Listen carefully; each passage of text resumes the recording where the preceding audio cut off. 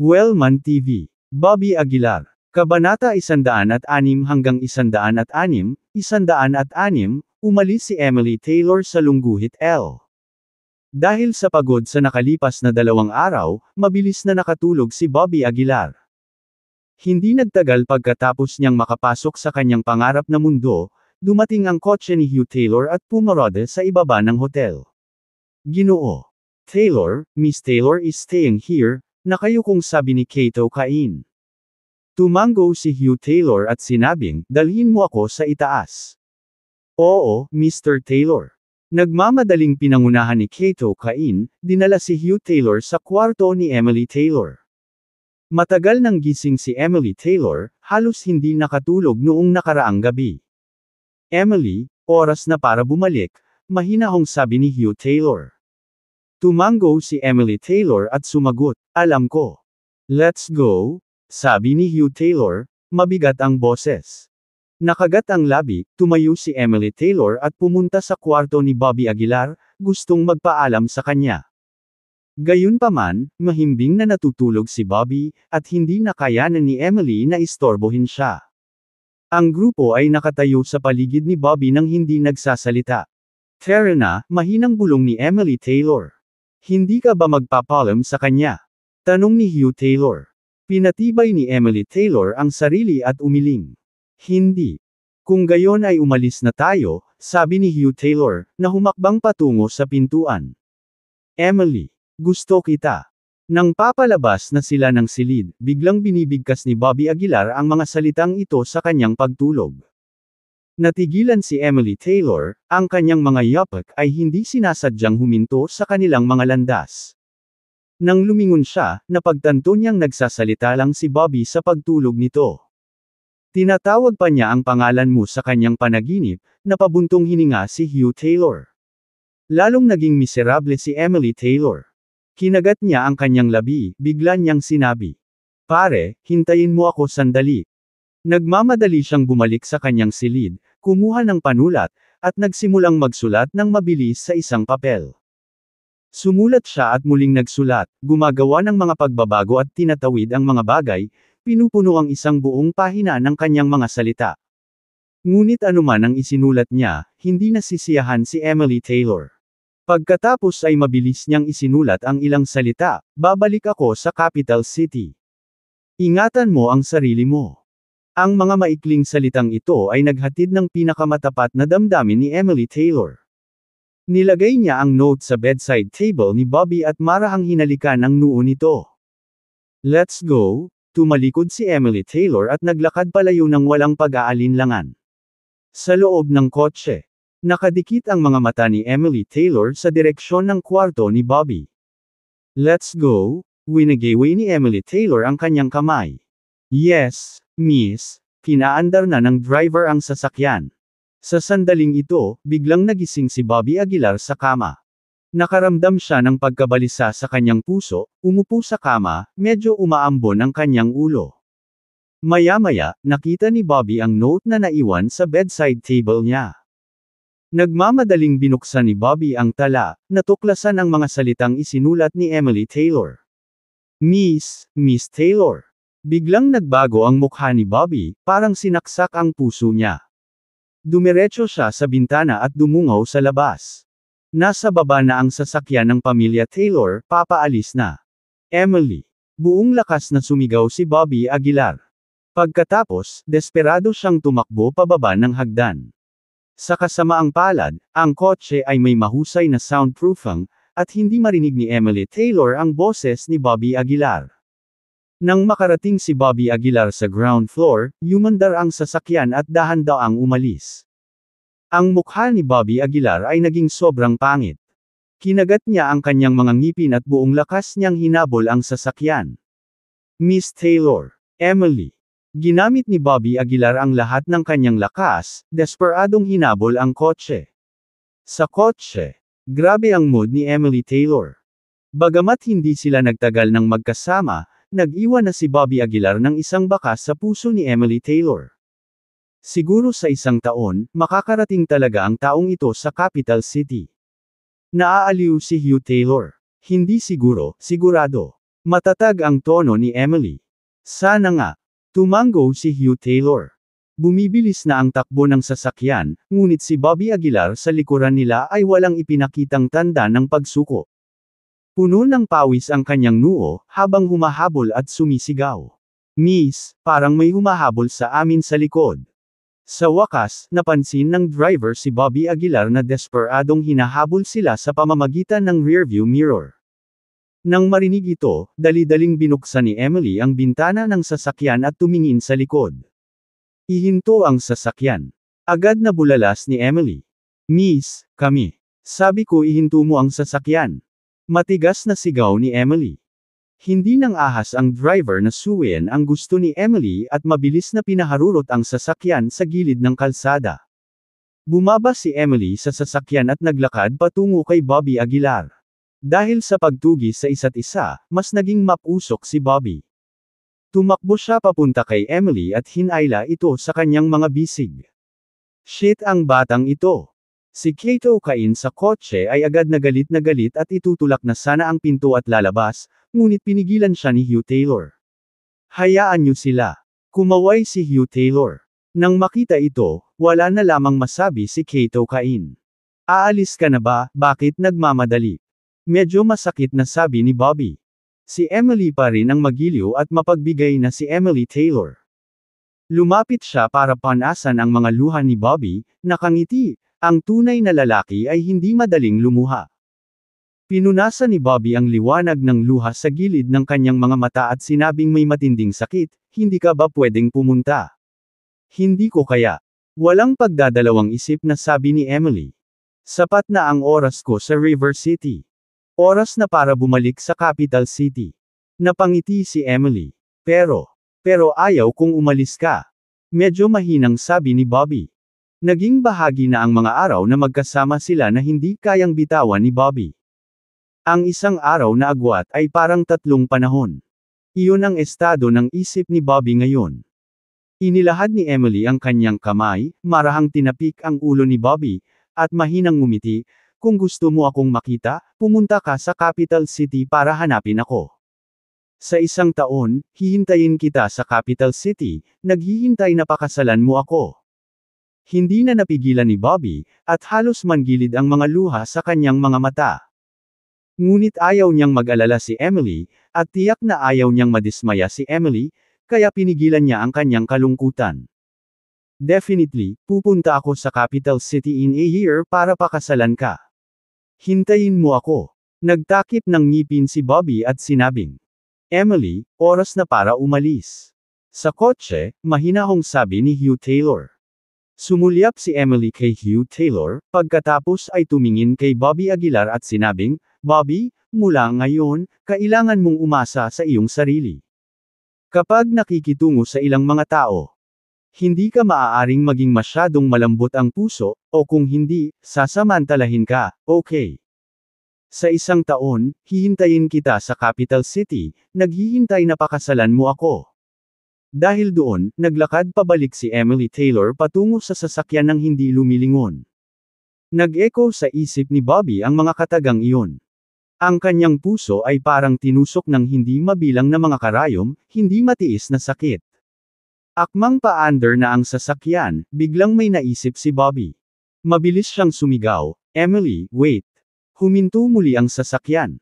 Nag-aalalang tumakbo si Bobby sa harapan ng sasakyan at inilabas ang jade pendant, ibinigay kay Emily. Emily, itong jade pendant ay regalo ko sa iyo. Dapat mong suotin ito sa lahat ng oras. Medyo nasasabik na sabi ni Bobby. Kinuha ni Emily ang jade pendant at ngumiti, sige, gagawin ko. Kabanata 107 hanggang 107, 107, The Nameless Pawn. Dahan-daang umalis ang kotse, at pinanood na lang ni Bobby Aguilar ang kotse ng pamilya Taylor na nawala sa kanyang paningin. Samantala, isang luha ang dumausdas sa mukha ni Emily Taylor sa loob ng sasakyan. Matagal na nakatayo doon si Bobby, mahigpit na nakakuyom ang mga kamao at nagpipigil ng luha. Gagawin ko, pupunta ako sa Capital City sa lalong madaling panahon. Hindi napigilan ni Bobby ang sumigaw ng malakas. Napatingin sa kanya ang mga tao sa paligid manem as it was insane. Bumalik si Bobby sa hotel, inayos ang kanyang mga gamit, at mabilis na umalis sa South City, patungo sa River City. Gamit ang tatlo sa kanyang kamay, kailangan ni Bobby na mabilis na pagbutihin ang kanyang lakas at maabot ang foundation establishment stage.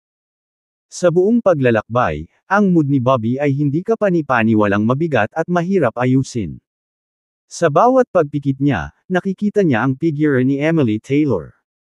"Emily, hintayin mo ako," mahinang bulong ni Bobby.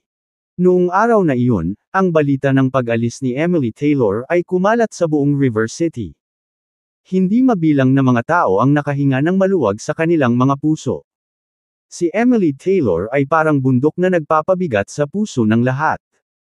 Sa panahong ito, ang lahat ay naging maingat sa kanilang mga kilos, baka aksidente nilang mapuko ang galit ng dakilang figurang ito. Sa wakas, wala na si Emily Taylor. Naging maingat ang buhay kamakailan. Kapag wala na si Emily Taylor, hindi ba naiwan si Bobby Aguilar na walang taga-suporta? Oo, kung hindi siya sinusuportahan ni Emily Taylor, hanggang kailan mabubuhay si Bobby? Kinagabihan, bumalik si Bobby sa River City. Maagang naghihintay si Edward Green sa bahay. "Ginoo Aguilar," nagsalin si Edward ng isang tasa ng tsaa para kay Bobby. Humigop ng tsaa si Bobby, pagkatapos ay tumingin kay Edward at sinabing, "I need your help with something." "Pakisabi sa akin, Mr. Aguilar," nagmamadaling tumango si Edward. Huminga ng malalim si Bobby at sinabing, "Kailangan kitang kumilos bilang tagapag-alaga para sa akin, kahit 3 araw man lang." "Tagapangalaga?" Nagulat si Edward. Tumango si Bobby at sinabing, "Kailangan kong pumunta sa liblib na paglilinang at hindi ako maaaring magkaroon ng anumang distractions." "Edward, sa ngayon ikaw lang ang pinagkakatiwalaan ko," seryosong sabi ni Bobby. Agad namang na-flatter si Edward at sinabing, "Makatiyak ka, Mr. Aguilar, gagawin ko ang aking makakaya." Tumango si Bobby at iwinagayway ang kanyang kamay, "Magpahinga ka ngayong gabi." Bumalik sa kanyang silid, nakahiga si Bobby sa kama ngunit hindi makatulog. Sa bawat pagpikit niya ay bumungad sa kanya ang malambing na mukha ni Emily Taylor. Ang kanyang isip ay napuno ng hindi mabilang na mga salita na sinabi sa kanya ni Emily. Umupo si Bobby sa kama. Huminga siya ng malalim at pinilit na pakalmayin ang sarili sa pamamagitan ng pag-upo ng naka-cross-legged sa kama. Para sa paglilinang, ang kaisipan ay mas mahalaga. Sa paglipas ng gabi, tila bahagyang nagbago ang kalagayan ng pag-iisip ni Bobby. Hindi niya alam kung may epekto ang sinabi ni Emily, pero pakiramdam niya ay medyo tumigas ang puso niya. Sa susunod na umaga, lumabas si Bobby sa kwarto niya. Walang ekspresyon ang mukha niya, pero may bahid ito ng lamig. "Ginoo Aguilar, maagang umaga ay naghanda si Edward ng tsaa para kay Eth." Tumango si Bobby at sinabing, "Tawagan si Ray Walters para puntahan ako." "Yes, Mr. Aguilar," agad na tumango si Edward. Makalipas ang kalahating oras, dumating sina Ray Walters at Alan sa Dragon Rising Community. Sa sala, nagsilbi si Edward ng tsaa at tubig sa lahat, habang si Ray naman ay mukhang tuliro. Nanatiling tahimik si Bobby, tahimik lang na pinapanood si Ray. "Ray, kumusta ang mga kamakailang kita?" tanong ni Bobby. Nagmamadaling sinabi ni Ray, "Mr.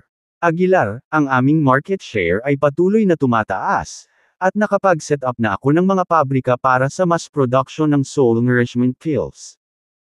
Kumunot ang noo ni Bobby at sinabing, "Umalis na si Miss Taylor, at sa palagay ko maraming tao ang nakatingin sa akin, kahit na gustong paalisin ako." "Ray, naisip mo na bang ipagkanulo ako?" Malamig na tanong ni Bobby na nakatingin kay Ray. Agad na nagbago ang mukha ni Ray, at umiling siya, "Mr. Aguilar, hindi ko kailanman iisipin ang ganoong bagay. Kung wala ka, matandang gangster pa rin ako, maaga o huli ay mapapawi."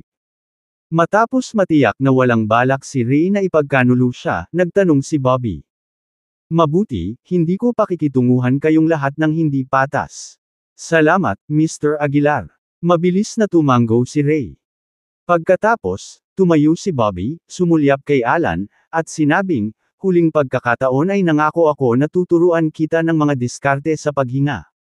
Halika hanapin mo ako sa 1 linggo. Yumuko si Alan at sinabing, "Salamat, Mr. Aguilar." Hindi mapagkakatiwalaan ni Bobby si Ray Walters ng 100%, kaya kailangan niyang manalo kay Alan. Matapos umalis sa Dragon Rising Community, hindi napigilan ni Ray na panasan ang pawis sa kanyang noo. "Damn, natakot ako," ungol ni Ray. Kumunot ang noo ni Alan at nagtanong, "Ray, wala ka talagang ibang plano, di ba?" "Kalokohan." Malakas na saway ni Ray. "Sa tingin mo ba kasing tanga ako ng mga taong iyon?" Dahil nakikita ni Miss Taylor ang potensyal ni Mr. Aguilar, dapat ay mayroon siyang kakaibang kakayahan. Read latest chapters on Vel B. in Com. Naniniwala ako na hindi magtatagal bago makamit ni Mr. Aguilar ang magagandang bagay. Pagkaalis ni Ray, si Bobby, kasama si Edward, ay umalis sa Dragon Rising Community. "Ginoo Aguilar, saan tayo pupunta?" tanong ni Edward. Sabi ni Bobby, "Maghahanap tayo ng tahimik na lugar." Ang tahimik na lugar na ito ay tumutukoy sa Riverside Villa kung saan nakatira noon si Benjamin Hill. Ang kapaligiran doon ay tahimik, malayo, at puno ng chi, kung ano ang kailangan ni Bobby. Matapos bumagsak ang pamilya Hill, kinuha ng mga kamag-anak ni Stephen Hill ang kanilang mga ari-arian, at kamakailan ay inilagay sila para sa auction sa internet. Mabilis na nakarating sina Bobby at Edward sa Riverside Villa. Lumapit si Edward at kumatok sa pinto. Maya-maya, may lumabas na lalaki para buksan ang pinto. "Sino ang hinahanap mo?" tanong ng lalaki. Mabilis na sinabi ni Edward, "Nabalitaan namin na ang lugar na ito ay ibinebenta kamakailan, at plano naming bilhin ito." Napatingin ang lalaki kay Bobby at tumango. "Pasok ka." Pagpasok nila sa villa, may nakita silang 4 o 5 tao na nakaupo sa loob. "Hoy, Bobby Aguilar!" Tumayo agad ang isa sa mga binata nang makita si Bobby. Sinulyapan siya ni Bobby at sinabing, "Parang hindi kita kilala." "Hindi mahalaga kung hindi mo ako kilala, ngunit kilala kita," ngiting sabi ng binata. "Ako si Adrian Lyons mula sa pamilyang Lyons sa River City." Mayabang na sabi ni Adrian. Bahagyang kumunot ang noo ni Bobby, "The Lyons family." Hindi kailanman narinig ang tungkol sa kanila. Nagbago ang mukha ni Adrian, at galit niyang sinabi, "Ikaw. Fine, okay lang kung hindi mo ako kilala, pero kilala mo si Nola O'Connor, di ba?" "Oh, ang masungit na batang babae na iyon," tumango si Bobby. Malamig na sabi ni Adrian, "Dahil sa iyo, si Nola O'Connor ay muntik nang mapunta sa uling. Akin. Hindi ako nang ahas na hawakan ka noon dahil sa pamilya Taylor, pero ngayong wala na si Emily Taylor, tingnan natin kung ano ang magagawa mo." Malamig na tumawa si Bobby, "What are you trying to say?" Ngumuso si Adrian, "I'll give you a choice, either lumuhod, and I will film a video, or I'll beat you down, ikaw ang baalang pumili." Napakamot ng ulo si Bobby, "Now that Miss Taylor is gone, even you irrelevant people dare to make a fuss." Kabanata 108, Kabanata 108, Pag-atake sa yugto ng pagkatatag ng pundasyon.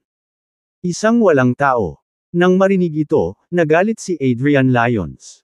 "Kung hindi dahil kay Miss Taylor, ikaw ay walang iba." Inis na sabi ni Adrian.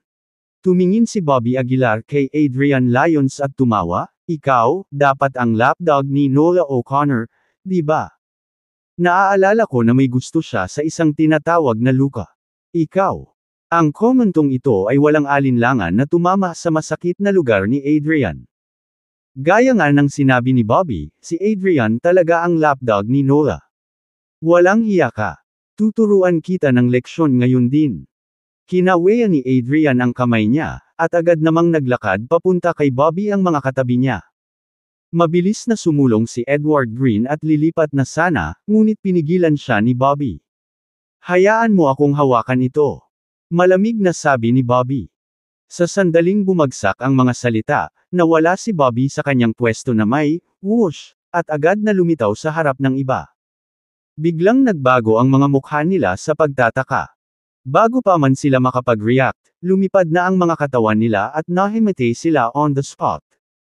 Pagkatapos, dahan-daang naglakad si Bobby papunta kay Adrian Lyons. Mapatla ang mukha ni Adrian, dahil hindi niya alam na sanay si Bobby. Ano? Anong gusto mong gawin? Takot na sabi ni Adrian. Malamig na tiningnan siya ni Bobby at sinabing, wala naman, nabali lang ang mga binti mo. Sa pagbagsak ng mga salita, mabilis na sumipa ang paa ni Bobby. Sa dalawang bangs, nabasag ang tuhod ni Adrian. Napuno ng masasakit na alulong ang buong villa. Malamig na tiningnan ni Bobby si Adrian at sinabing, magwala ka, at sabihin sa mga gustong makipag-ugnayan sa akin na nandito lang ako naghihintay sa kanila. Teka lang, nasaan ang may-ari nitong villa? Pinigilan ni Edward Green si Adrian at nagtanong. Nawalan na ng kaba si Adrian. Tiniis niya ang sakit at sinabing, nasa pamamahala na ng tatay ko ang villa. Kailangan kong bumalik sa kanya. Tawagan mo siya. Malamig na sabi ni Bobby. Bakas sa mukha ni Adrian ang lamig at agad na tumango, sige, tatawagan ko siya ngayon din. Pagkasabi noon ay gumapang siya sa gilid habang hawak ang kanyang telepono at nag-dial ng numero sa sakit. Ginoo. Si Aguilar, ang ama ni Adrian ay malamang na hindi tayo papayagan ng madali. Paalala ni Edward Green sa kanya. Umupo si Bobby sa sofa at walang pakialam na sinabi, hindi mahalaga, hayaan mo siyang pumunta. Makalipas ang mahigit 10 minuto. Nagmamadaling tumakbo papasok sa villa ang isang medyo may edad na lalaki. Gaya ng inaasahan, may ilang bodyguard sa tabi niya. Akmang kikilos na si Edward, sinampal ng ama ni Adrian si Adrian. Ang alam mo lang ay nagdudulot ng gulo, paano ako nanganak ng ganoong basura? Galit niyang saway. Pagkatapos, mabilis siyang naglakad papunta kay Bobby, kinulong ang kanyang mga kamay bilang pagbati, Mr. Aguilar, ikinalulungkot ko talaga ang aking mahinang disiplina. Sana mapatawad mo ako. Medyo nagulat ito kay Bobby. Gaya nga ng kasabihan, hindi dapat tumama sa nakangiting mukha. Pinitik ni Bobby ang kanyang daliri, at nahulog ang isang tableta sa kamay ni Adrian. Pagbalik mo, ipahid mo itong tableta sa binti mo. May pag-asa pa ang paa mo. Mahinang sabi ni Bobby. Nang marinig ito, agad na natuwa ang ama ni Adrian at mabilis na sinabi, salamat, Mr. Aguilar. Tama na, huwag ka nang magsalita at gusto kong bilhin itong villa. Inilabas ni Bobby ang itim na card na ibinigay sa kanya ni Leonard Schultz. The moment he saw the black card, bahagyang nagbago ang mukha ng ama ni Adrian. Mabilis niyang ikanaway ang kanyang kamay at sinabing, Mr. Aguilar, pinagaling mo ang binti ng anak ko, kaya regalo sa iyo ang villa na ito. Regalo sa akin. Lalong naguluhan si Bobby. Bakit kaya magiging magalang ang ama ni Adrian gayong siya naman ang nakabali ng binti ni Adrian? Ginoo. Aguilar, malamang dahil sa black card na hawak mo. Bulong ni Edward Green sa tenga niya. Nagkaroon ng epiphany si Bobby, iniligpit ang itim na card, at tumango, maraming salamat. Tatandaan ko ang iyong kabaitan. Salamat, Mr. Aguilar. Agad na yumuko ang ama ni Adrian. Pagkatapos, naglakad siya sa harap ni Adrian Lyons at pinagalitan, walang kwentang tanga, gumapang ka dito. Sa wakas tumahimik ang villa. Huminga ng malalim si Bobby Aguilar, naramdaman ang mayamang chi mula sa kanyang paligid. Napakagandang lugar, mahinang ungol ni Bobby. Pagkatapos ay hiniling niya kay Edward Green na buksan ang kahon na dala nila. Sa loob ng kahon ay may 3 halamang gamot, at agad na napuno ng malakas na halimuyak ng gamot ang buong villa. Huminga ng malalim si Bobby, nakaramdam ng kaunting tonanibik sa kanyang puso. Sapat na ang 3 halamang ito para suportahan siya para makapasok sa stage ng foundation establishment. Hindi na makapaghintay si Bobby na malaman ang kapangyarihan ng foundation establishment stage. Sa kasabihan, 100 araw para makapagtatag ng pundasyon, bagamat gumamit ako ng tableta, inabot lang ako ng 1 buwan, lihim na naisip ni Bobby. Sa kapaligiran kung saan naubos ang chi, ang bilis ni Bobby ay itinuturing na hindi pa nagagawa. Edward, marami akong mahihirapan sa iyo ngayon, sabi ni Bobby kay Edward Green. Nagmamadaling sinabi ni Edward, Mr. Aguilar, masyado kang mabait. Pagkatapos, hindi nag-aksaya ng oras si Bobby. Inilabas niya ang mga halamang gamot at naghanda upang pinuhin ang chi gathering pills. Habang patuloy ang paglilinang, mas maraming chi gathering pills ang kailangan. Ngayon, malamang na kailangan ni Bobby ng hindi bababa sa 2 chi gathering pills para umunlad ang isang level lang. Ang 3 halamang ito ay maaaring magdala sa akin ng kahit 1 dosenang chi gathering pills, lihim na naisip ni Bobby. Pagkatapos, kinuha niya ang mga kinakailangang kasangkapan at sinimulang pinuhin ang chi gathering pills. Sa oras na ito, ang Lewis family ng South City ay sabik ng lumipat. Young Master, kinumpirma ko na si Emily Taylor ay bumalik sa Capital City, bulong ng sekretarya ni Asher Lane sa kanyang tainga. Huminga ng malalim si Asher, at bakas sa kanyang mga mata ang kawalang awa. Kahit na umalis siya sa River City, walang nakakaalam kung tutulungan niya si Bobby Aguilar gamit ang kanyang kapangyarihan, nakasimangot si Asher Lane. Magtatanong muna tayo ng direksyon. Mungkahi ng kalihim. Saglit na nag-isip si Asher at umiling, hindi, pinakamabuting huwag hayaan ang. Alam ni Taylor ang tungkol dito. Masyadong malaki ang tukso ng knotweed para kay Asher. Kahit na ito ay isang panganib, nais niyang subukan ito. Nakita mismo ni Asher ang mga kakayahan ni Bobby, talagang mabuti ito para sa mga ordinaryong tao. Ngunit para kay Asher Lane, ito ay sadyang hindi nagkakahalaga ng pagbanggit. Iyon ay dahil napakalaki ng katanyagan ni Asher Lane sa mundo ng martial arts. Kilala siya bilang henyo ng South City. Sa loob lamang ng 3 taon, nakapasok na siya sa kaharian ng Inner Strength Masters. Higit pa sa matandang kasambahay ang kanyang lakas. Kikilos ako ayon sa sitwasyon sa oras na iyon, malamig na sabi ni Asher. Yes, young master, agad na tumango ang sekretarya. Sa araw na iyon, inihanda ng pamilya Lane ang kanilang sasakyan at nagtungo sa River City. Sa oras na ito, malapit nang matapos ang tableta ni Bobby. Tumayo si Bobby, kinokontrol ang init gamit ang kanyang chi. Ang kanyang karanasan sa pagpino ng mga tabletas ng ilang beses ay naging mas mahusay sa pamamaraan ni Bobby. Bang! Sa sandaling ito, nagkaroon ng malakas na ingay sa silid. Agad na sumabog ang buong pugan. Isang malakas na halimuyak na panggamot ang sumugod sa kanilang mga ilong. Mabilis na sumugod si Bobby, tumingin sa ibaba, at nakakita ng ilang tabletas na tahimik na nakalatag sa mga guho. Kinuha ni Bobby ang mga tabletas at binilang ito ng mabuti. 28. Higit pa sa inaakala ko. Gulat na bulalas ni Bobby. Kabanata 100 at Siyam, Kabanata 100 at Siyam, pagbisita ni Asher Lane sa Lungguhit L. Noong una ay inakala ni Bobby Aguilar na mayroong hindi hihigit 10 tabletas, ngunit sa kanyang 2 pagtataka, ang bilang ay lumampas sa kanyang inaasahan. 28, sapat na para matulungan akong maabot ang stage ng foundation establishment. Hinigpitan ni Bobby ang kanyang kamao, at lumakas ang kanyang pag-asa. Walang ibang pagkaantala, nagmamadaling nilunok ni Bobby ang mga tabletas. Maaari lamang ubusin at panoy ni Bobby ang chi gathering pills isa-isa. Nilunok ang unang tableta, saka hindi niya nakikita ang mga mata para maramdaman ang unti-unting namumuong sensasyon ng tableta sa kanyang katawan. Pumasok ang tableta sa tiyan niya at parang sesibog. Dumaloy ang rich chi sa tiyan ni Bobby papunta sa kanyang dantian, pagkatapos ay dahan-daang kumalat sa kanyang katawan. Sa loob lamang ng 2 oras, ang isang tableta ay ganap na natunaw. Umakyat si Bobby sa ika-6 na layer ng chi refining stage mula sa 5th layer. Lalo nitong ikinaalarma si Bobby, at hindi na siya naglakas loob na mag-aksaya ng oras, mabilis na nilunok ang pangalawang tableta. Ang pangalawang chi gathering pill ay mas mabilis na umikot sa katawan ni Bobby, halos nawala na agad.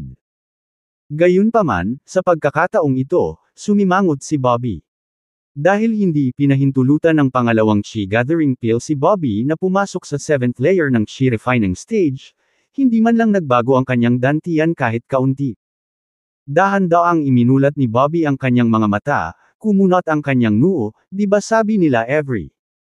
Maaaring tumaas ang antas ng chi gathering pill.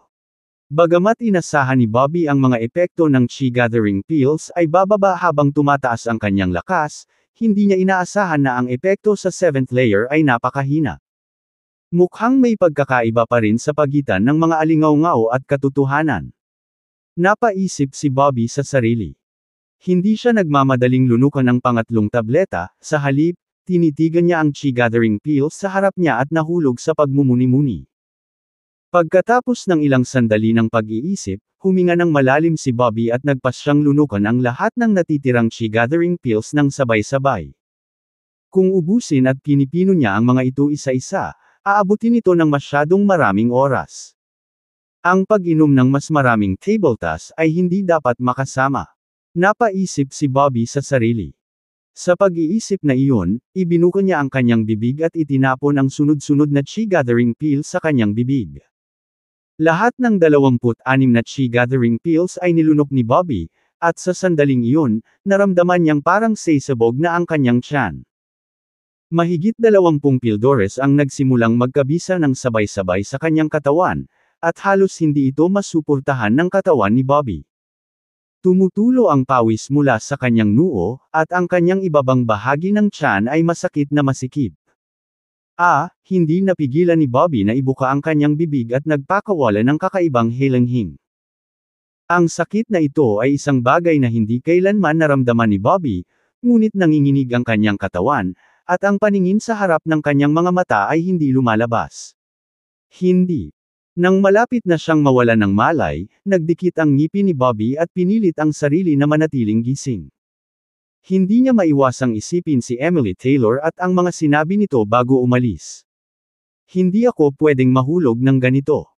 Si Bobby ay mahigpit na nagdikit ang kanyang mga ngipin, huminga ng malalim, at umasa sa kanyang malakas na espiritu upang labanan ang sakit.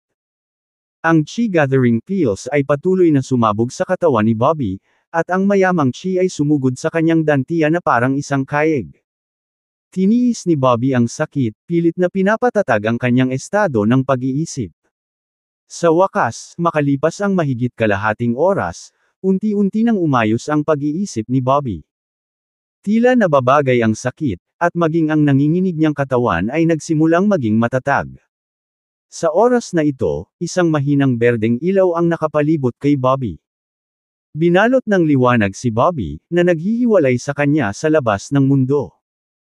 Habang unti-unting dumadaloy ang chi sa buong katawan niya, naramdaman na lang ni Bobby na nawala ang sakit, napalitan ng mainit na agos, na parabang nakababad siya sa hot spring. Naka-cross-legged si Bobby, ang kanyang ekspresyon ay kalmado, habang pinagsasama niya ang chi sa bawat cell sa kanyang katawan.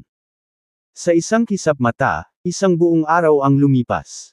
Unti-unting nagdilim ang langit, at ang labas ay napuno ng mga bituin.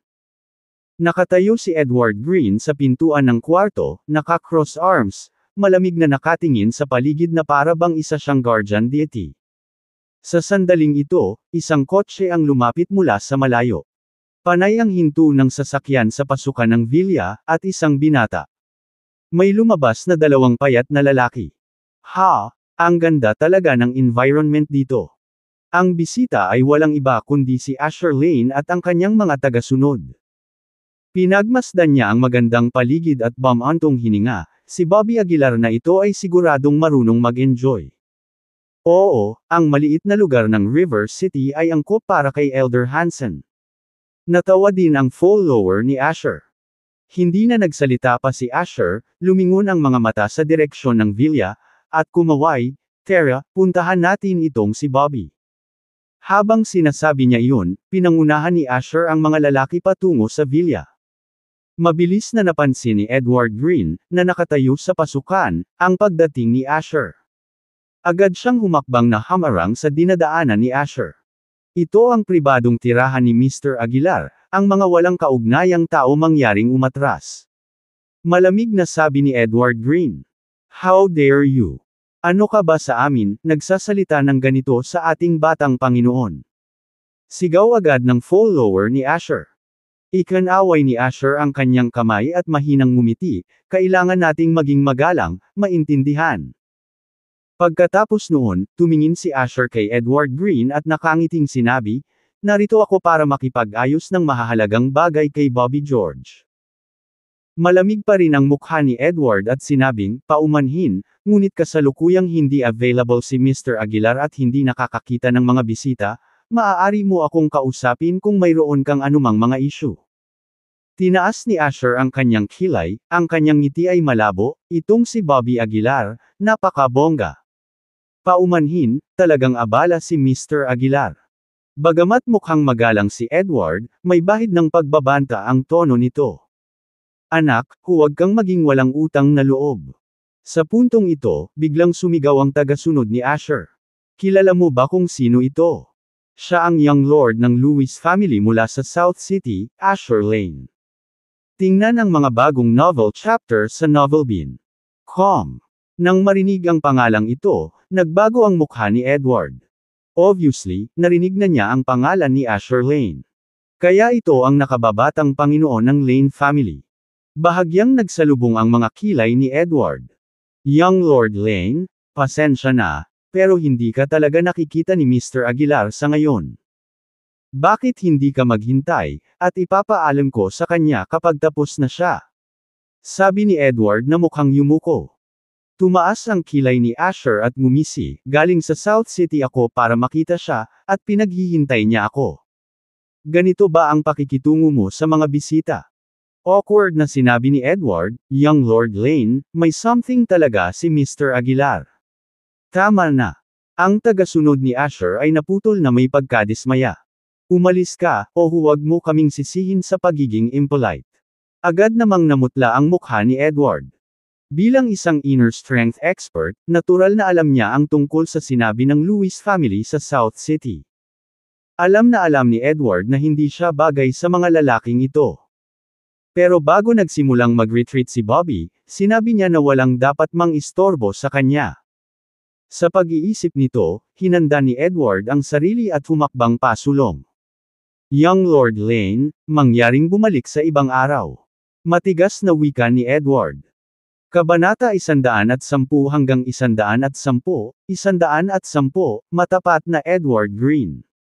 Dahil sa tono ni Edward Green, nakaramdam ng inis si Asher Lane.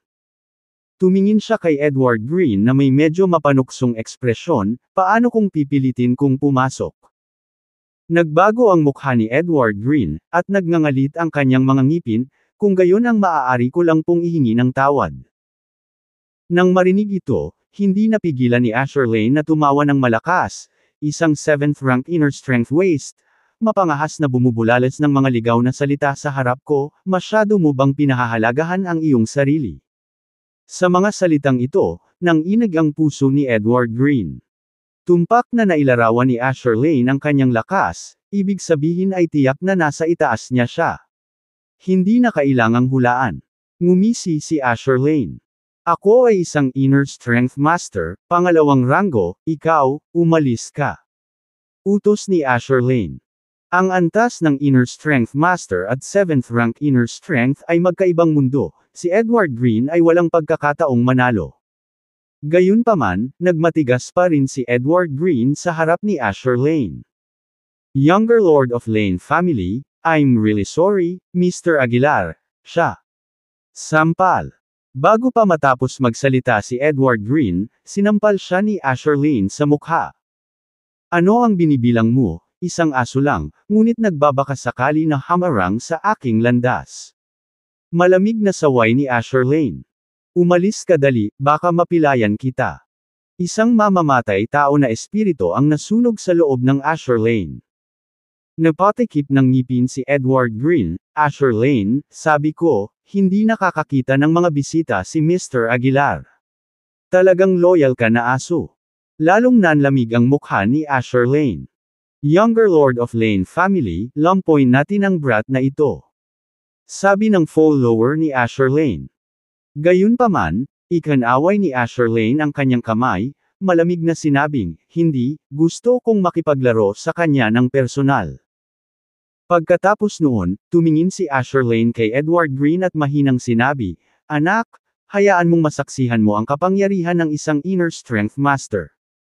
Nang matapos siyang magsalita, naikuyom ni Asher Lane ang kanyang kamao at sinugod si Edward Green. Alam ni Edward Green na hindi siya kalaban ni Asher Lane, kaya dali-dali siyang umatras. Masyadong mabagal. Ngumisi si Asher Lane, at sa panginginig ng kanyang mga paa, agad siyang sumulpot sa harap ni Edward Green. Pagkatapos, binasag ni Asher Lane ang dibdib ni Edward Green. Agad na lumipad palabas ng paalang ang katawan ni Edward Green, dumausdas ng ilang metro sa lupa bago pinatatag ang kanyang figure. Isang subo ng sariwang dugo ang bumulwak sa kanyang bibig.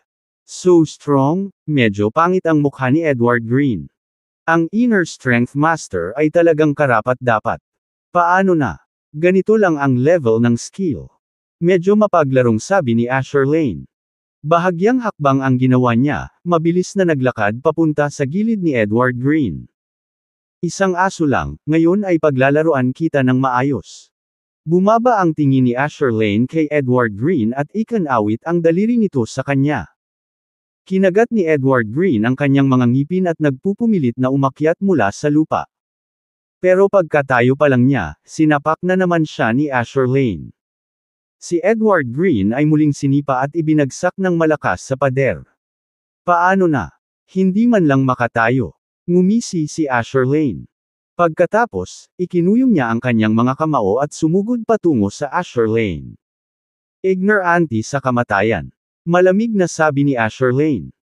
Nang malapit na ang kamao ni Edward Green, biglang inabot ni Asher Lane ang kanyang kamay, at sabay, snap, sinalo niya ang kamao ni Edward Green. Iyon lang ang lakas na nakuha mo.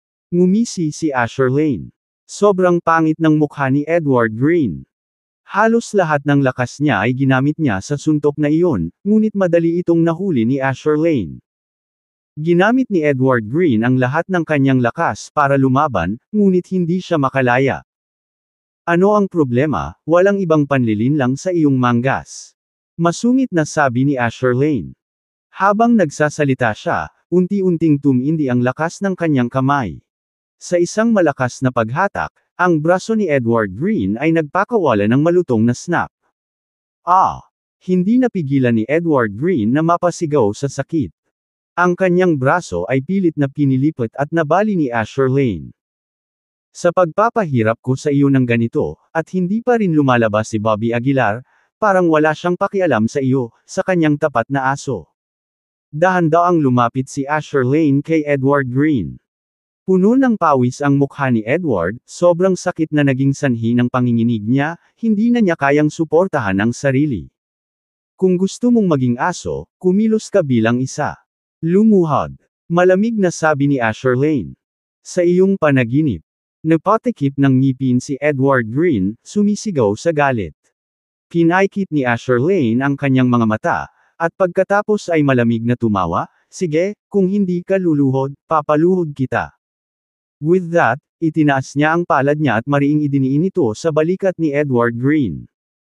Isang napakalaking puwersa ang agad na bumagsak, at naramdaman ni Edward Green na parang may pasan siyang dalawang malalaking bundok sa kanyang mga balikat.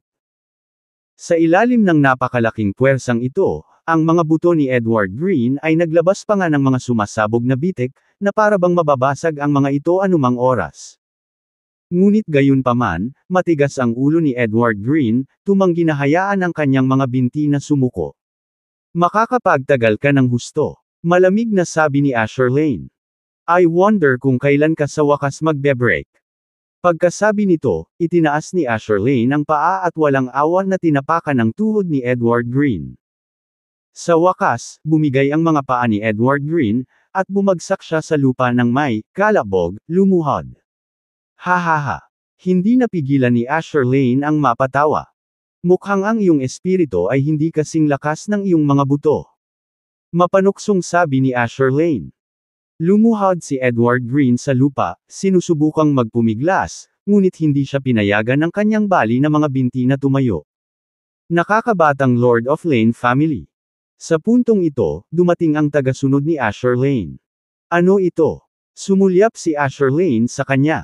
Mabilis na sinabi ng follower, younger Lord of Lane family, hinala ko si Bobby. Ginagamit ni Aguilar ang knotweed na iyon para linangin sa pag-iisa. Nang marinig ang mga salitang ito, biglang nagbago ang mukha ni Asher Lane. Younger Lord of Lane family, hindi na tayo dapat magtagal pa. Kung mahuhuli man tayo ng isang hakbang, baka hindi na natin maibabalik ang knotweed na iyon. Galit na galit si Asher Lane. Malamig niyang tinitigan si Edward Green at sinabing, "You dare waste my time. Sinasabi ko sa iyo, kapag nawala sa akin ang knotweed na iyon, makukuha ko ang iyong buhay." Dahil doon, nagmamadaling naglakad si Asher Lane patungo sa villa. Sa sandaling ito, ang mga binti ni Asher Lane ay biglang hinawakan ng isang bagay, at ang kanyang mga hakbang ay biglang huminto. Tumingin siya sa ibaba upang makita si Edward Green na mahigpit na nakakapit sa kanyang binti, hindi pinapayagan si Manem na gumalaw. "Ginoo." Sinabi ni Aguilar na hindi siya nakakakita ng mga bisita, nakakuyom ang ngipin ni Edward Green at sinabing. Galit na sumigaw si Asher Lane, "Naghahanap ka ng kamatayan. Lumayo ka sa akin." Dahil doon, pilit na inalog ni Asher Lane ang kanyang binti, sinusubukang ipagpag si Edward Green. Ngunit si Edward Green, tulad ng isang baliw, ay desperadong kumapit sa binti ni Asher Lane, imposibleng matanggal. Naghahanap ng kamatayan. Ito ay lubusang nagpagalit kay Asher Lane. Itinaas niya ang kabilang paa niya at marahas na sinipa ang katawan ni Edward Green. Isang sipa, dalawang sipa, tatlong sipa. Ang lakas ni Asher Lane ay napakalaki, at si Edward Green ay patuloy na naglalabas ng dugo mula sa kanyang bibig. Pero kahit ganon, hindi pa rin binitawan ni Edward Green. "Bitiwan mo ako." Napasigaw si Asher Lane nang halos malugmok. Isang won't let, si Edward Green ay binigkas ang mahihirap na salitang ito. Kinagat ni Asher Lane ang kanyang mga ngipin at sinabing, "Sige, papatayin kita ngayon." Kabanata 111 hanggang 111, 110, interes lang sa lahat. Malamig na tiningnan ni Asher Lane ang dalawang tagasunod at sinabing, "Mauna kayong dalawa." "Oo, nakababatang Panginoon." Tumango ang dalawang tagasunod at saka naglakad patungo sa pinto. Wala nang lakas si Edward Green para pigilan ang dalawang taong ito. Kahit na siya ay labis na nababalisa, siya ay lubos na walang magawa, at tanging nakikita niya lamang silang dumaan. Younger Lord of Lane family, nakalock ang pinto. Sumimangot ang tagasunod pagkarating sa pinto. "Pagkatapos ay buksan mo ito para sa akin." Galit na sigaw ni Asher Lane. "Oo, nakababatang Panginoon." Sa oras na ito, si Bobby Aguilar ay nakaupo sa silid, pinipino ang peel sa kanyang katawan. Ang bilis ng pagpino ng chi gathering peel ay higit na lumampas sa imahinasyon ni Bobby Aguilar. Nag-transform ang peel sa chi, sumunod sa dantian, at tumama sa bawat acupoint sa katawan. Isang mahinang liwanag ang bumalot kay Bobby Aguilar, at ang liwanag ay nagsimulang magtagpo unti-unti, dahan-daang nagkukumpulan sa kanyang dantian. Lumipas ang oras sa bawat minuto, at umaalingaw pa rin sa labas ang tunog ng pagkasira ng pinto. Ngunit si Bobby Aguilar ay tila walang pakialam sa labas ng mundo, hindi niya marinig ang tunog. Buzz! Sa wakas, ang pills ay ganap na pino. Ang lumiligid na chi ay ganap na sumanib sa katawan ni Bobby Aguilar, at sa huli, nabuo ang isang maliwanag na liwanag sa lugar ng dantian. Huff! Bumukas ang mga mata ni Bobby Aguilar nang. Sa sandaling ito, umihip ang hangin sa paligid niya. Kakilakilabot na kapangyarihan ang dumb alloy sa kanyang katawan, at maging ang kanyang laman ay naging mas matigas sa sandaling ito. Nabigo ang 28 chi gathering pills na makapasok ako sa foundation establishment stage. Bahagyang kumunat ang noo ni Bobby Aguilar, bumubulong anilf. Ngayon ay narating na ni Bobby Aguilar ang rurok ng chi refining stage, isang hakbang na lang ang layo mula sa foundation establishment stage. Mukhang hindi ganoon kadali na masira ang mga pangunahing antas. Napaisip si Bobby Aguilar sa sarili. 3 halamang gamot, hindi man lang umabot sa stage ng foundation establishment, na nakakaalam kung gaano karaming mga halamang gamot ang kakailanganin para sa kanyang landas sa paglilinang sa hinaharap. Nakaramdam ng kaunting pressure si Bobby Aguilar. Hindi bababa sa ito ay mas mabilis kaysa sa inaasahan ko. Bulong ni Bobby Aguilar. Akala niya ay tatagal ito ng hindi bababa sa 3 araw, ngunit tumagal lamang ito ng ilang oras. Boom! Boom! Sa oras na ito, ang tunog ng pagkasira ng pinto ay muling nagmula sa pasukan. Pagkatapos, ang galit na sigaw ni Asher Lane sa looban ay narinig din ni Bobby Aguilar. Pagkatapos ng paghakbang sa tuktok ng chi refining stage, ang pandinig ni Bobby Aguilar ay bumuti din, at ang chi sa kanyang katawan ay malawak na parang karagatan. May tao ba dito? Pinaikit ni Bobby Aguilar ang kanyang mga mata at naglakad papunta sa pinto at itinulak yun. Sa pagbukas ng pinto, may 2 tagasunod na nakatayo sa pintuan, at sa hindi kalayuan, mahigpit na nakakapit si Edward Green sa hita ni Asher Lane. Nang makita ang eksenang ito, agad na nanlamig ang mukha ni Bobby Aguilar. Ginoo Aguilar, nagpumiglas si Edward Green na magsalita, pagkatapos ay bumagsak sa lupa, ganap na nahimatay, at ang kanyang kamay ay lumuwag sa sandaling ito. Asher Lane. Malamig na tiningnan ni Bobby Aguilar si Asher Lane na nasa harapan niya, puno ng lamig ang mukha. Napangiti ng mahina si Asher Lane, Mr. Aguilar, espesyal akong pumunta sa iyo mula sa South City, ngunit hindi ko inaasahan na ang iyong nasasakupan ay magiging napakawalang galang, kaya kinuha ko ang kalayaan na turuan siya ng isang leksyon para sa iyo.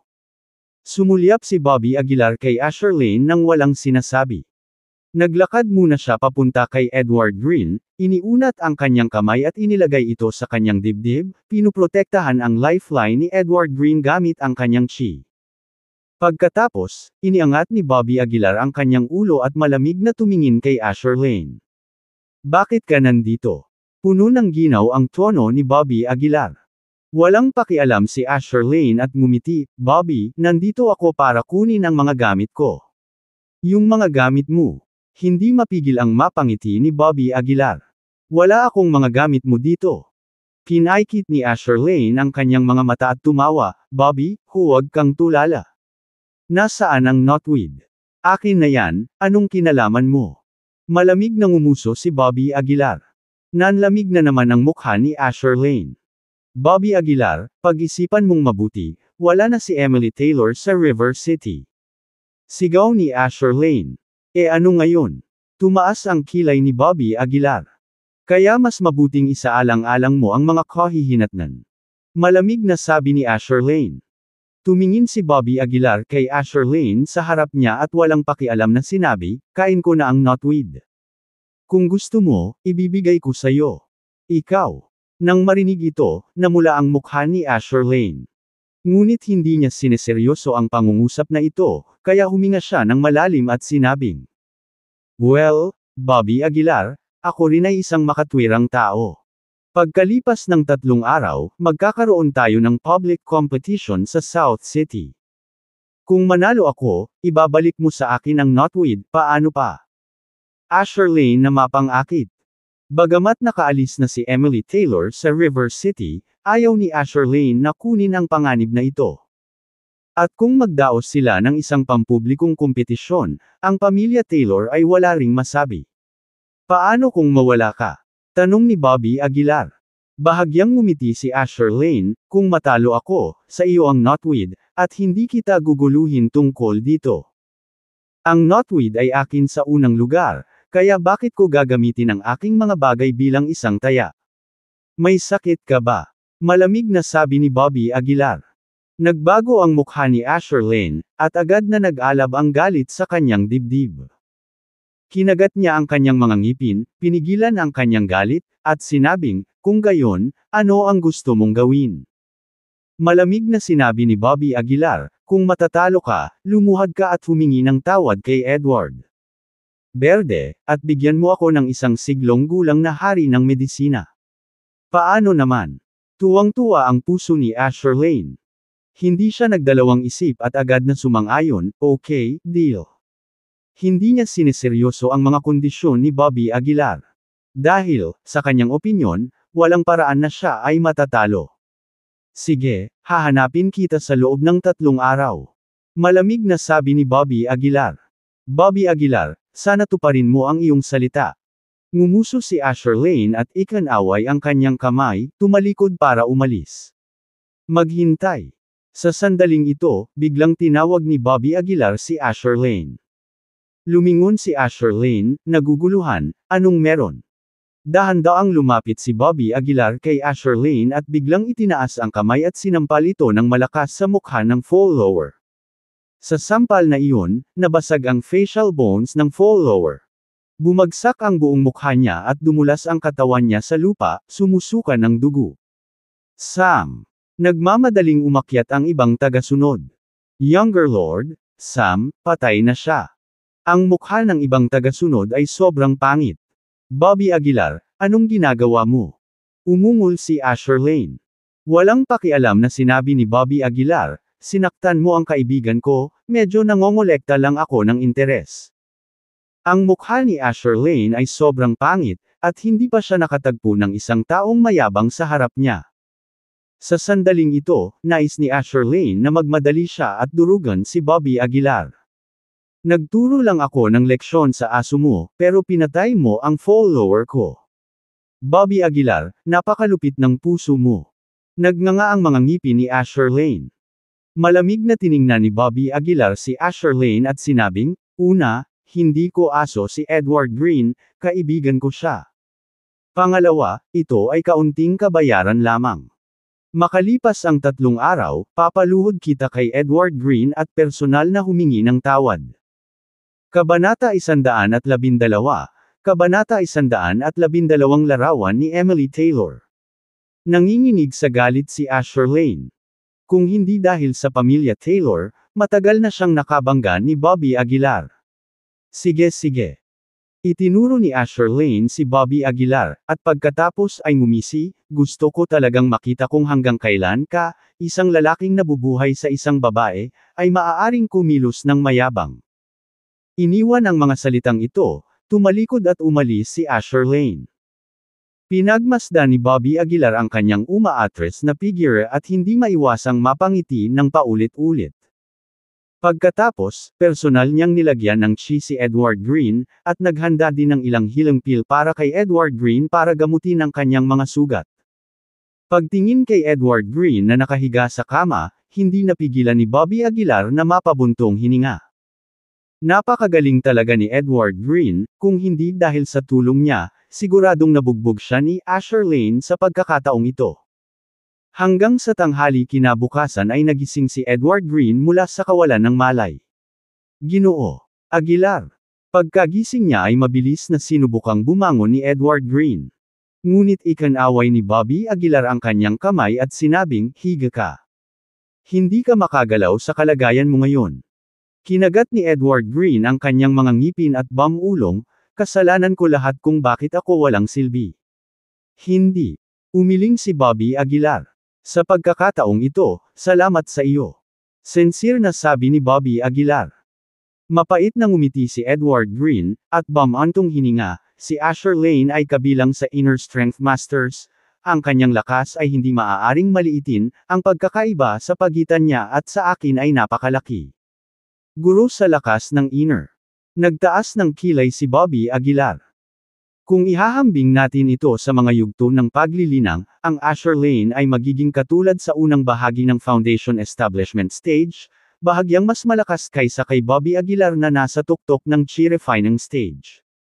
Ngunit hindi nag-alala si Bobby Aguilar. Ang cultivation at martial arts ay sa panimula ay naiiba, at ang lakas ng una ay ganap na nakahihigit sa huli. Buong tiwala si Bobby Aguilar na madali niyang matatalo si Asher Lane. Huwag kang mag-alala, maghihiganti ako para sa iyo. Nakangiting sabi ni Bobby Aguilar. Natigilan si Edward Green, mabilis niyang sinabi, Mr. Aguilar, hindi ka dapat kumilos ng walang ingat. Ang Lane family ay hindi gaanong simple, ito ay nasa itaas pa ng pamilya ng Hill. Narinig mo na ba ang tungkol sa pamilya Lane? Mukhang nagulat si Bobby Aguilar. Tumango si Edward Green, noong kasama ko si Benjamin Hill dati, nakipagtulungan sila, kaya medyo alam ko. Bumantong hininga si Bobby Aguilar bilang pagkilala, sinenyasan si Edward Green na magpatuloy. Maingat na sinabi ni Edward Green, ang pamilya Lane ay iba sa mga ordinaryong mangangalakal. Ang kanilang pamilya ay sumusuporta sa isang malaking bilang ng mga bisita, kabilang ang mga kilalang tao mula sa lahat ng antas ng pamumuhay. Halimbawa, ang mga malalaking pangalan sa calligraphy, mga kilalang tao sa industriya ng jade, mga master sa mundo ng martial arts. Hindi lang iyon, ang Lane family mismo ay nagbibigay diin din sa martial arts. Ang Asher Lane ay may lubos na reputasyon sa Chozel martial arts world at itinuturing na isang standout sa mga nakababatang henerasyon. Matapos pakinggan ang mga salita ni Edward Green, hindi lamang hindi nag-alala si Bobby Aguilar, ngunit medyo nasasabik sa halip. Kaya, kung matatalo ko si Asher Lane, siguradong mag-iingay ang pangalan ko sa Chozel. Tahimik na ungol ni Bobby Aguilar sa sarili. Nagulat si Edward Green, hindi niya inaasahan na si Bobby Aguilar ay hindi natatakot. Sa oras na ito, sabik si Bobby Aguilar na itatag ang kanyang reputasyon, na ginagawang mas madali para sa kanya na makipag-ugnayan sa mga tao sa mundo ng martial arts. Sa ganitong paraan, mas mabilis na makukuha ni Bobby Aguilar ang mga halamang gamot. Magpahinga ka na, dadalhin kita sa South City sa loob ng 3 araw. Hindi na nagsalita pa si Bobby Aguilar, tumayo na siya at naglakad palabas. Sagana sa chi ang paligid, kaya natural, hindi papalampasan ni Bobby Aguilar. Umupo siya sa tabi ng ilog, bahagyang ipinikit ang kanyang mga mata, at hinigup ang chi mula sa kalikasan. Mabilis na kumalat ang balita tungkol sa hindi pagkakaunawaan ni Bobby Aguilar at Asher Lane. Ang pamilya Lane, na natatakot na sisihin ng pamilya Taylor, ay sadyang gumawa ng malaking bagay tungkol dito, na nais na malaman ng lahat na si Asher Lane ay nagkakaroon ng isang friendly na palitan at patas na kompetisyon, kay Bobby Aguilar. Halos kalahati ng Chozel ang nakarinig tungkol sa usapin sa pagitan ni Bobby Aguilar at Asher Lane. Haha, alam ko na, sa sandaling umalis si Miss Taylor, tiyak na may darating para harapin si Bobby Aguilar. Hindi ko inaasahan na ang pamilya Lane ay kumilos ng napakabilis.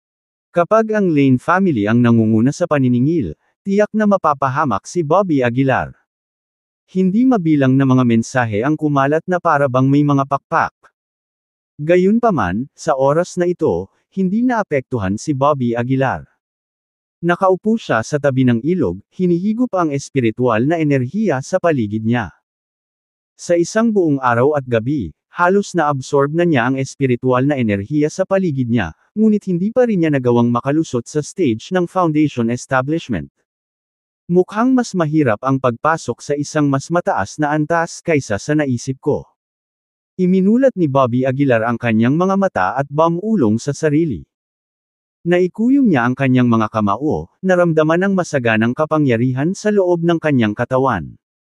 Ang kapangyarihang ito ay hindi bababa sa ilang beses na mas malaki kaysa dati.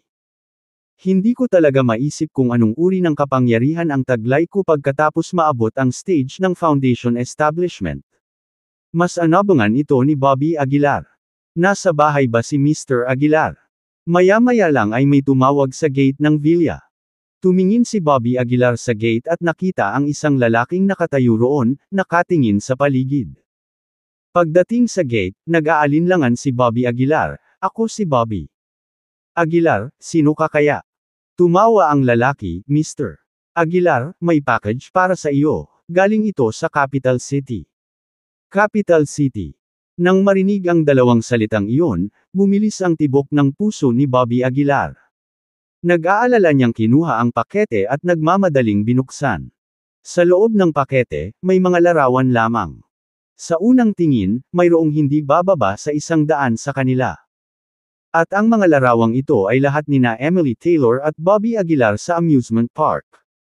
Sa pagtingin sa mga larawang ito, naramdaman ni Bobby Aguilar na parehong tumatawa at umiiyak. Sa mga larawan, ang ngiti ni Emily Taylor ay napakainit at nagliliwanag na hindi naiwasang abutin at hawakan ito. Hinaplos ni Bobby Aguilar ang mga larawang ito, isang masayang ngiti ang lumulutang sa kanyang mukha. "Emily, hintayin mo ako." Biglang naging determinado ang mga mata ni Bobby Aguilar. Pagkatapos pumirma para sa package, kinuha ni Bobby Aguilar ang mga larawan pabalik sa kanyang silid. Hiniling niya kay Edward Green na bumili ng pandikit, at pagkatapos ay idinikit ang lahat ng mahigit 100 larawan sa dingding. Isang buong dingding na puno ng mga larawan nilang magkasama. Sa pagtingin sa mga larawang ito, agad na nabuhayan si Bobby Aguilar. Mabilis na lumipas ang oras.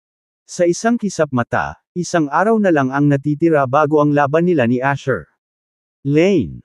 Sa oras na ito, ang mga tao mula sa lahat ng antas ng pamumuhay sa South City ay nagtipon na sa tirahan ng Lane family. Young Lord Lane, ano ang background ni Bobby Aguilar? Naglakas loob siyang makipag-cross hands sa iyo. May nagtanong. Si Asher Lane ay humigop ng tsaa, isang malamig na flash sa kanyang mga mata, at pagkatapos ay sinabi, isang lalaking karapat-dapat na mamatay. Nang marinig ito, hindi napigilan ng lahat na kiligin.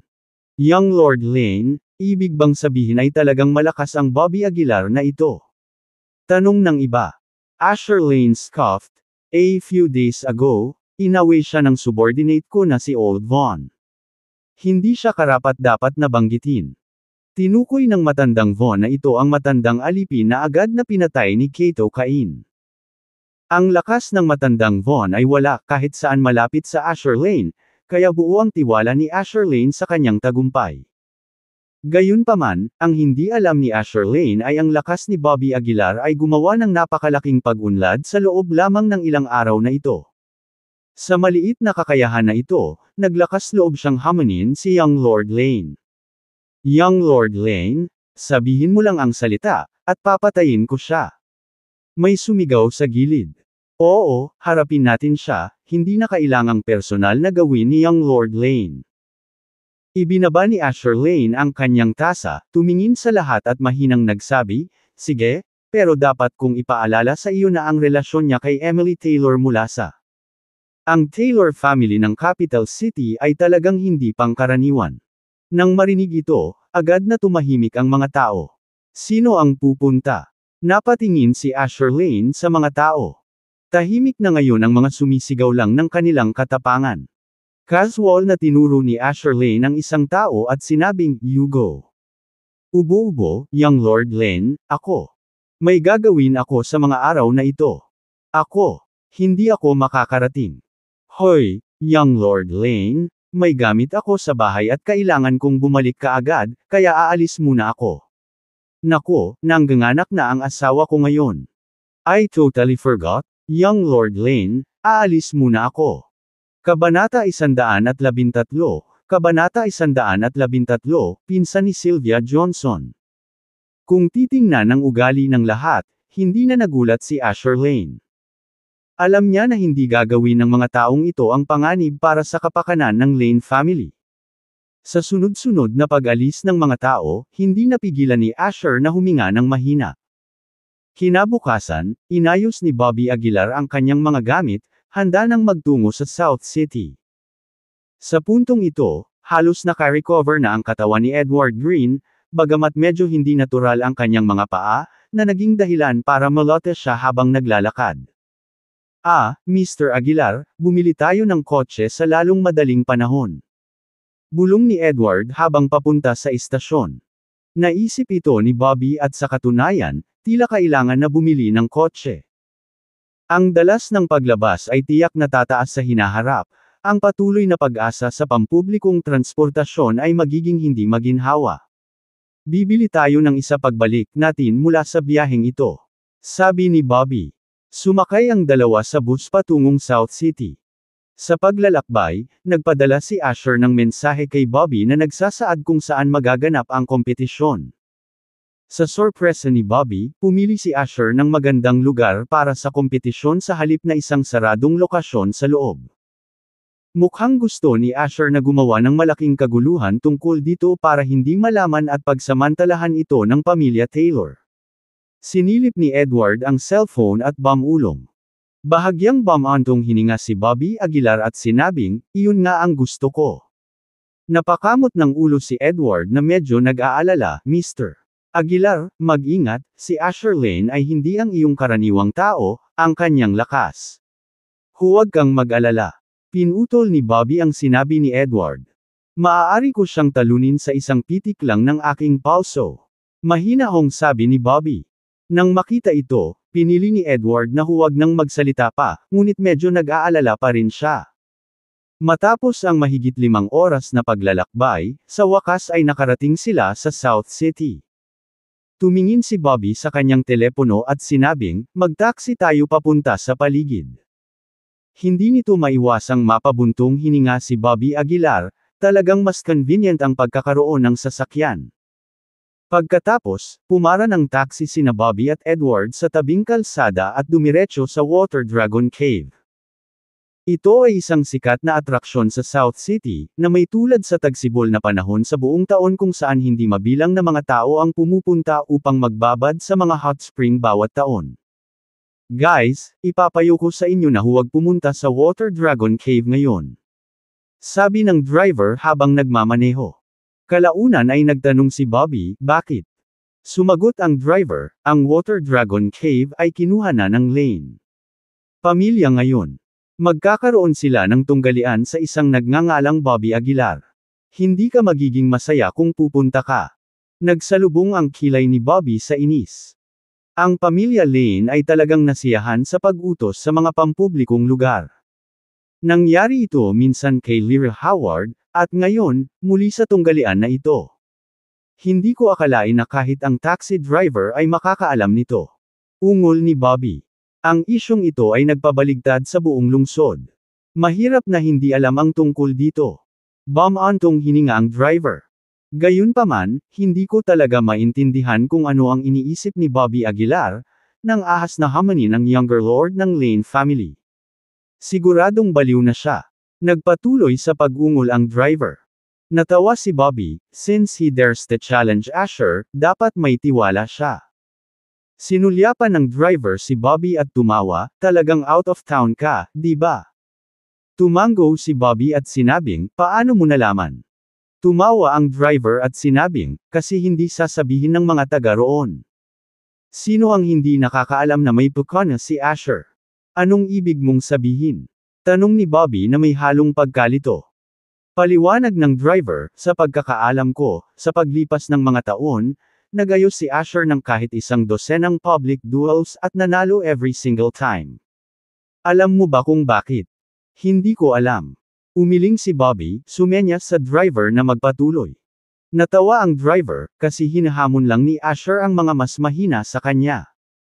Kung ang isang tao ay mas malakas kaysa sa kanya o may mas malaking background kaysa sa Lane family, Asher acts very humbly.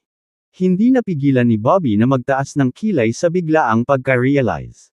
At sino man ang makipagkumpetensya kay Asher, sino ang hindi magwawakas ng masama? Pinakamahusay sa ICU. Pinakamasama sa crematorium. Bulong ng driver. Maghintay lang at tingnan, ang Bobby Aguilar na ito ay tiyak na nahihirapan. Ang driver ay hummed ng isang maliit na tune, na parang ito ang karaniwang pamantayan. Hindi nagtagal ay dumating ang sasakyan sa Water Dragon Cave. Hindi agad umalis ang driver bagkus ay nakahanap ng parking spot at nakaparada. Tumingin sa kanya si Edward at sinabing, bakit hindi ka umaalis? Napangiti ang driver, ako ay isang taong mahilig sumali sa saya. Napakalaking event, siguradong hindi ko ito mapapalampas. Nang makita ito, hindi napigilan ni Bobby ang mapailang na may kasamang ngiti. Tara na, sabi ni Bobby sabay iling. Pagkatapos, naglakad silang dalawa patungo sa Water Dragon Cave. Ang malaking lugar na sakop ng Water Dragon Cave Scenic Spot ay pinakatanyag sa mga natural na hot spring nito. Sa unahan, mayroong isang makabuluhang natural na mainit na bukal, na nagpapadala ng mga ulap ng singaw. Ganon din daw ang eksena kahit taglamig. Sa buong 4 na panahon, halos hindi makaramdam ng ginaw dito. Sa oras na ito, ang lugar ay nakordon off na may 7 hanggang 8 tao na nagbabantay dito, na pumipigil sa sinuman na makalapit. Si Bobby at Edward ay nakatayo sa labas ng kordon, nakatingin sa Water Dragon Cave mula sa malayo. Talagang kakaiba. Bulong ni Bobby na bahagyang nakasimangot. Ginoo Aguilar, anong problema? Tanong ni Edward. Itinuro ni Bobby ang direksyon ng Water Dragon Cave, palagi kong nararamdaman na may mali sa tubig dito. Ang init na dumadaloy ay may bakas ng chi. Chi. Natigilan si Edward, halatang hindi niya narinig ang katagang ito noon. Hindi na nagdetalye si Bobby, matamo niyang tinitigan ang Water Dragon Cave, at mahinang sinabi, mayroon kayang nakatago sa ilalim ng tubig. Nako, Bobby Aguilar, ikaw talaga. Maya-maya lang ay may narinig na boses mula sa likuran ni Bobby. Lumingalinga lang siya sa paligid at nakita niya ang isang magandang bihis na babae na nasa edad 20s na nakatayo sa likuran niya. May 3 o 4 na kabataang may kaparehong edad sa paligid niya. Violet Miller. Nang makita ang babaeng ito, nagsalubong ang kilay ni Bobby. Ang babaeng ito ay pinsan ni Sylvia Johnson, dating hipag ni Bobby, at kasalukuyang nag-aaral sa isang universidad sa South City. Noong kasama pa ni Bobby ang pamilya Johnson, palaging minamaliit ni Violet si Bobby, sinisiraan siya at tinatrato pa nga siya na parang katulong. Hindi niya akalain na makakatakas siya rito ngayon. Violet, ang lalaking nakikipagkumpetensya sa nakababatang Lord of Lane family ngayon ay pinangalan ng Bobby Aguilar, siya kaya. Nanlaki ang mata ng isang babae sa tabi ni Violet at nagtanong. Ngumuso si Violet, paano kaya iyon? Si Bobby Aguilar ay isa lamang spineless na tao na nabubuhay sa iba, maglalaba at magluto lang siya, wala na siyang magagawa pa. Paano siya magiging kaparehong tao ni Bobby Aguilar? Nang marinig ang sinabi ni Violet, lahat ng tao sa paligid ay nagsimulang humajijek. Bakit mo kinakausap si Mr. Aguilar ng ganito? Kumunot ang noo ni Edward, hindi nasisiyahan ang tono nito. Kalimutan mo na. Kinawayan ito ni Bobby. Tungkol naman sa mga tao mula sa pamilyang Johnson, ayaw nang magsalita pa ni Bobby. Bobby Aguilar, hindi ba dapat nasa bahay ka na naglilingkod sa kapatid ko sa halip na tumakbo dito sa South City? Mayabang na sabi ni Violet. Wala na akong relasyon sa kapatid mo. Sumulyap si Bobby sa kanya at malamig na sinabi. Kabanata 114, Kabanata 114, paanong hindi kita kilala? Nang makitang hindi nagsasalita si Bobby Aguilar, nagpatuloy si Violet Miller, tiyak na itinapon ka na naman. Binigyan ka ba ng kapatid ko ng pera? Nanatiling tahimik si Bobby. Noong dati siyang nakatira sa pamilyang Johnson, madalas siyang itapon ni Sylvia Johnson para sa mga walang kwentang bagay, nang hindi nakakakuha ng pera. Noong una, hindi maintindihan ni Bobby kung bakit magagalit si Sylvia sa mga simpleng bagay. Nang maglaon ay napagtanto niya na ito ay upang lumikha ng mga pagkakataon para sa kanya na makasama si Gary Brown. Kalimutan mo na, nakakaawa ka. Bakit hindi ka nalang sumama sa amin, ungol ni Violet. Sinulyapan siya ni Bobby at sinabing, hindi na kailangan. Sok, nahihiya ka ba? Kung wala kang pera, paano ka mabubuhay? Walang kwenta ang magpanggap na malakas ka kahit kanino. Sabay umbok ni Violet sa kanya. Wala sa mood si Bobby para sa verbal spar kay Violet. Nakatuon ang lahat ng kanyang iniisip sa paparating na kaganapan sa Water Dragon Cave. Nandito ka para sa martial arts contest ng Younger Lord of Lane family, tama ba? Patuloy na tanong ni Violet. Tumingin sa kanya si Bobby at tumango, oo. Sok. Hindi napigilan ni Violet ang magpout. Bakit may ganoong pagkakaiba sa pagitan ng mga pinangalanang Bobby Aguilar? Ngumuso si Violet. Violet, kaibigan mo ba ito? Sa sandaling ito, isang kaakit-akit na binata ang lumapit sa kanila mula sa malayo. Pagkakita sa binata, nagmamadaling pumunta si Violet at ang mga kaibigan nito para salubungin ito. Darwin, dumating ka rin, sigaw nila. Bahagyang tumango si Darwin Hibbert at sinabing, oo, hindi ko makaligtaan ang ganoong kapanapanabik na kaganapan, at kaibigan ko ang Younger Lord of Lane family. Wow, kaibigan mo si Younger Lord of Lane family. Nang marinig ito, agad na nagliwanag ang mga mata ni Violet at ng iba pa. Oo, maraming taon na tayong magkakilala. You could say we're old acquaintances, sagot ni Darwin na medyo nagyayabang. Wow! Darwin, ang galing mo. Excited na bulalas ni Violet. With that, Violet grinned and said, Darwin, the area is blocked off and we are not allowed in. Since you are friends with the younger Lord of Lane family, pwede mo ba kaming isama? Oo, Darwin, napakalayo para makakita ng kahit ano mula rito. Naghiyawan din ang mga kaklase ni Violet bilang pagsang-ayon. Dahil dito, bahagyang kumunat ang noo ni Darwin. Sa totoo lang, hindi ganoon kalapit ang relasyon nila ni Asher Lane. Iisang dinner party lang ang dinaluhan nila, at hindi rin tiyak kung naaalala siya ni Asher. Ngunit sa lahat ng nanunood, hinanda ni Darwin ang sarili at sinabing, walang problema, kailangan ko lang siyang batiin, dahil magkaibigan tayo. Aba ang galing. Tuwang-tuwa si Violet at ang iba pa. Sinulyapan siya ni Bobby pero nanatiling tahimik. Para sa mga spoiled na mayayamang batang tulad nito, si Bobby ay hindi kailanman nagkaroon ng anumang simpatiya o pagkagusto. Dapat isang oras na lang magsisimula na ang contest, di ba? Pahayag ng kaklase ni Violet na si Selena Burton. Hindi ko alam kung saan kumukuha ng lakas ng loob itong si Bobby Aguilar na hamunin si Younger Lord of Lane family. Oo, talagang hindi alam ang kanyang sariling mga limitasyon.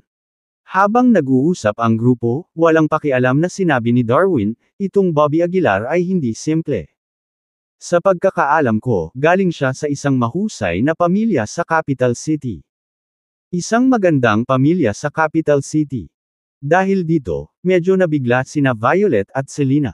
Tumango si Darwin at mahinang nagsabi, oo, napakalakas na pamilya. Ang mga bago, novel chapters ay na-publish sa Novel Bean. Copper Meter. No wonder he dares to challenge younger Lord of Lane family, biglang natauhan si Violet. Humph, ano ang silbi ng pagkakaroon ng malakas na background? Ang martial arts contest ay hindi tungkol sa kung sino ang may mas malakas na background, ngumuso si Selena. Ngumiti si Darwin at sinabing, sa pagkakaalam ko, itong mga kakayahan ni Bobby Aguilar ay hindi pangkaraniwan. Nang marinig ito, si Bobby mismo ay hindi napigil ang lumingon at tumingin. Walang pag-aalinlangan na sinabi ni Darwin, para sabihin sa iyo ang totoo, mayroon akong malapit na relasyon kay Bobby Aguilar. Wow, Darwin, napaka-incredible mo. Kilala mo pa si Bobby Aguilar. Puno ng paghanga ang mga mata ni Violet habang nakanganga ang bibig. Bahagyang tumango si Darwin, oo, sabay kaming kumain at nagsalo ng inumin. Walang makakapantay kay Darwin. Ang dami mong kilala na importanteng tao. Binigyan siya ni Selena ng malaking thumbs up. Humalaklak si Darwin at sinabing, wala lang, business connections lang sa pamilya natin, walang dapat banggitin. Sa pakikinig sa pagmamayabang ni Darwin, hindi na nakayanan ni Bobby. Lumapit siya kay Darwin at nakangiting nagtanong, so sabi mo kilala mo si Bobby Aguilar? Sinulyapan ni Darwin si Bobby at walang pakialam na sinabi, syempre, at tinawag pa niya akong Darwin. Ngumisi si Bobby at sinabing, kung gayon, bakit hindi kita kilala? Kabanata 115, Kabanata 115, Isang hindi kilalang sundalo. Nang marinig ang mga sinabi ni Bobby Aguilar, hindi napigilan ni Darwin Hibbert na sumimangot. Sino ka? Sabi ni Darwin Hibbert na malamig ang mukha. Ako si Bobby Aguilar, hindi mo ba dapat ako kilala? Ngumisi si Bobby Aguilar. Tama na, Bobby Aguilar, huwag kang mag-abala, ang Bobby Aguilar na binanggit ni Darwin Hibbert ay hindi ikaw, Bobby Aguilar. Inilibot ni Violet Miller ang kanyang mga mata. Lumingon si Darwin Hibbert kay Violet Miller at nagtanong, Violet Miller, sino ang taong ito? Siya ang asawa ng aking pinsan, na tinatawag ding Bobby Aguilar, ngunit siya ay isang lalaking dinala sa pamilya sa pamamagitan ng kasal, bahagyang nag-aatubili na sabi ni Violet Miller. Nang marinig ito, hindi napigilan ni Darwin Hibbert ang mapatawa. Anak, sa totoo lang, hindi ko kilala ang Bobby Aguilar mo. Sabi ni Darwin Hibbert, medyo nanunuya. At hindi ko kinikilala ang gayong mga talunan. Sa huli, nagdagdag si Darwin Hibbert ng isa pang pangungusap. Hindi napigilan ni Bobby Aguilar na mapangiti, mas maganda pa rin yan kaysa sa isang tulad mo na marunong lang magyabang. Nagyayabang ako. Boy, hinahanap mo ba si kamatayan? Agad na nagalit si Darwin Hibbert at humakbang patungo kay Bobby Aguilar. Agad namang humakbang si Edward Green, binigyan ng malamig na titig si Darwin Hibbert. Kung gusto mong lumaban, sasamahan kita, sabi ni Edward Green sa malamig na boses. Tumingin si Darwin Hibbert kay Edward Green at nginisyon, isang pile, ano ka ba nagpapanggap? Hindi ako sumusuko sa pananakot ng mga taong may kapansanan. Darwin Hibbert, di bale, tutal bayaw ko siya, stop making trouble. Nang makita ito, mabilis na humakbang si Violet Miller para pigilan siya. Sinulyapan ni Darwin Hibbert si Violet Miller, malamig ang kanyang mukha habang sinasabi, naglakas loob siyang kausapin ako ng ganito, at dapat ko na itong bitawan. Medyo pangit ang mukha ni Violet Miller, mabilis siyang lumapit kay Bobby Aguilar at sinabing, Bobby Aguilar, hindi ordinaryong tao si Darwin Hibbert, mas mabuting humingi ka ng tawad sa kanya kaagad. Mag-sorry sa kanya. Deserve ba niya? Hindi napigilan ni Bobby Aguilar na mapaungol. Bobby Aguilar. Biglang namutla si Violet Miller. Ngunit sinabi ni Darwin Hibbert sa madilim na boses, anak, napakayabang mo talaga. Kung hindi kita dinidisiplina ngayon, hindi ako si Jason Schroeder. Pagkasabi noon, naikuyom ni Darwin Hibbert ang kanyang mga kamao at naglakad sa direksyon ni Bobby Aguilar. Gayunpaman, sa sandaling ito, mahigpit na hinawakan ni Violet Miller si Darwin Hibbert. Medyo malungkot siyang nagmakaawa, Darwin Hibbert, hayaan mo itong dumausdas para sa akin, pwede ba? Walang kamalay-malay na tumingin ang mga mata ni Darwin Hibbert sa katawan ni Violet Miller, at sumili ang isang nakakalokong ngiti sa kanyang mukha. Fine, bilang pabor sa iyo, hahayaan ko muna, walang pakialam na sabi ni Darwin Hibbert. Mabilis na sinabi ni Violet Miller, salamat, Darwin Hibbert. Napabuntong hininga si Darwin Hibbert at hindi na nagsalita. Pagkatapos, mabilis na lumapit si Violet Miller kay Bobby Aguilar at medyo galit na sinabi, Bobby Aguilar, hindi ito River City, ito ay South City. Tumigil ka na sa paggulo, o wala akong paraan para magpaliwanag sa kapatid ko. Matagal na akong walang kinalaman sa kapatid mo, hindi mo na kailangang magpaliwanag kahit kanino, mahinahong sabi ni Bobby Aguilar. Hindi alam ni Violet Miller na naghiwalay na sina Bobby Aguilar at Sylvia Johnson, akala niya ay may nasabi lang si Bobby Aguilar dahil sa galit, kaya kinawayan niya ang kanyang kamay at sinabing, oh well, I can't be bothered to interfere with your affairs, basta gumawa ka ng mas kaunting problema para sa akin. Pagkasabi noon, tumalikod si Violet Miller at naglakad sa isang tabi. Pagkaalis niya, hindi napigilan ni Edward Green na sabihing, Mr. Aguilar, bakit hindi mo ako hinayaang magturo ng leksyon sa Jason Schroeder na iyon? Ngumiti si Bobby Aguilar at sinabing, hindi na kailangang yumuko sa kanyang antas. Satisfactory sa sinabi ni Bobby Aguilar, tumango si Edward Green bilang pagsang-ayon. Bumaling ang mga mata ni Bobby Aguilar sa Water Dragon Cave. Pinakalma niya ang kanyang paghinga upang maramdaman ang init na lumalabas sa Water Dragon. Yungib. Gaya ng inaasahan, isang mahinang bakas ng chi ang nagsimulang dumaloy patungo kay Bobby Aguilar.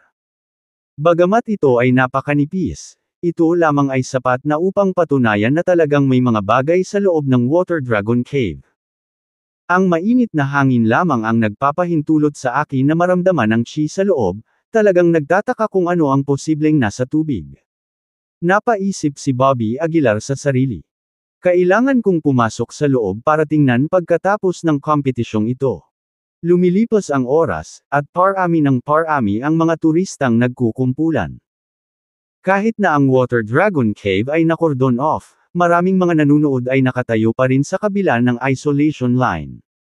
Maya-maya, pasado 7:00 na ng gabi. Unti-unting nagdilim ang langit, at nagsindi ang mga ilaw malapit sa Water Dragon Cave. Sa sandaling iyon, isang alon ng kaguluhan ang dumating mula sa karamihan sa hindi kalayuan. Narito na ang nakababatang Lord of Lane family. May sumigaw. Nang marinig ito, napalingon ang lahat sa direksyong iyon. Nakatayo sa malapit, si Violet Miller at ang iba pa ay likas ding tumingin. Narito si Darwin, nakababatang Panginoon ng pamilya Lane. Paalala ni Selena Burton sa gilid. Mahinang tugon ni Darwin, alam ko. Pagdating niya rito, kukumustahin kita at ihahatid.